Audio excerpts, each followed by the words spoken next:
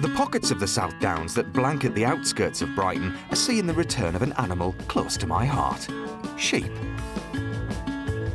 It's all part of a unique scheme to help restore the disappearing grassland on the urban fringes, where the countryside meets the city. Sheep grazing was once commonplace on the Downs. Without it, these patches of chalk grassland have become overgrown and under threat. If we want to restore them, there's only one thing for it: time to bring back the sheep. And that's just what Park Ranger Paul Gorringe is in charge of doing. Paul, how are you? Hello, Matt. Are you all right? Well, thank you. Yes, yeah, nice to meet you. How did it all come about then? Well, we've actually got an awful lot of chalk grassland in the south of England. It's a very, very important habitat on an international scale. Unfortunately, it's diminishing because of building, because of agriculture, because of many factors, and also because of the fact that we're not allowed to cut steep hills anymore with mechanised equipment, which makes it very difficult. The important thing to remember here is that the sheep actually significantly contributed to the evolution of the South Downs in the first place by grazing for 2,000 or 3,000 years. So the idea really is to try and bring back the things that are most effective on the hill, which are the sheep, and get them grazing again. It's all very well in theory, but the council don't have enough manpower to look after the sheep, so they've turned to the public for volunteers. We've got over 100 lookerers, which is what we call the urban shepherds, on the books at the moment. We've got about 80 on the waiting list, which is now closed, and we've got at least, I would imagine, especially after the season we've just had of further awareness and encouraging people to get involved, I would imagine another couple of hundred people. Did you ever think it would be that popular? I really didn't know. I mean, you know, it's a nice thing for especially urbanites to be able to come out and learn a little bit more about the countryside and do a good job at the same time. The urban shepherds come from all walks of life and work across 8 sites. They take it in turns to do 2-hour shifts, checking on the sheep twice a day. Jane Hawkins is a recent recruit. And how often do you come up here then? Well, sadly, I come up most days. What do you mean, sadly? Well, it makes you seem like you're obsessed with sheep, but I do have to walk the dog, and it's quite near my home. But Right. doesn't take very long. Gets me away from my desk because I work from home, and most of the day I just move my fingers because I'm a graphic designer and I just sit at Mac all day. Right. So it's great to come out and stretch your legs and get the fresh air and you know, see the sheep and everything. It's really quite brambly, isn't it? It is brambly, and that's one of the things I've got to look out for. And in here I've got gardening gloves and secateurs because they get themselves stuck in the brambles, or sometimes they just think they're stuck. Yeah. You get near and they pull themselves free.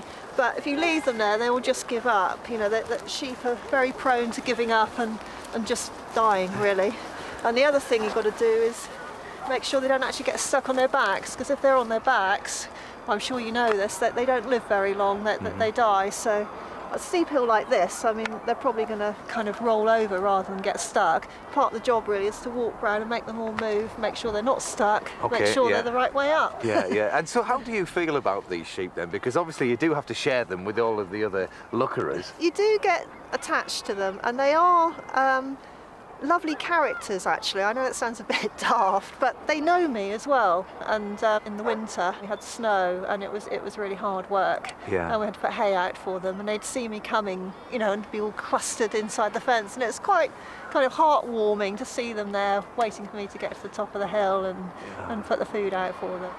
The sheep have only been here 2 weeks and already they've cleared the area. They're owned by a local farmer who rents them to the council as part of the scheme. Come on, girls! Hey, come on in! Come on, get it! Come on in! With spring in the air, it's time for them to move on to pastures new, allowing the wildflowers to come through.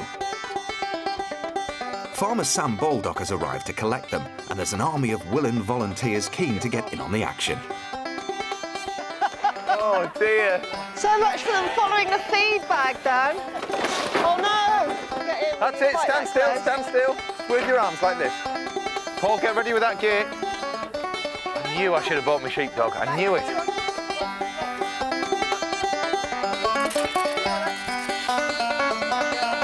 There you have it.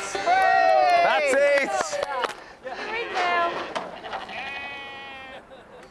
Well, that was quite interesting, getting them in here. Quite interesting. Thanks for your help. Very interesting. I was just standing here trying to look busy, believe me. Yeah. And you have applied, or you're going to be one of these lookerers I am. next year, yeah?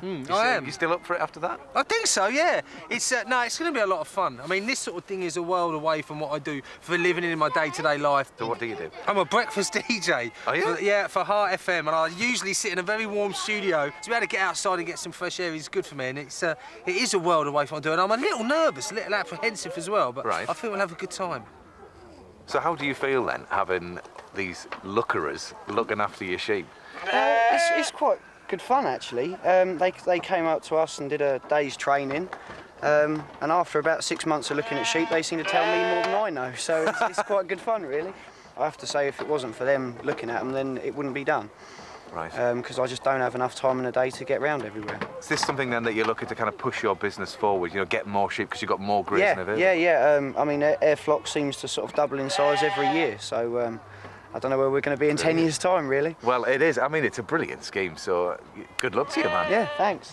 It's great to see so many local people being inspired to help preserve the rare chalk downlands on their doorstep.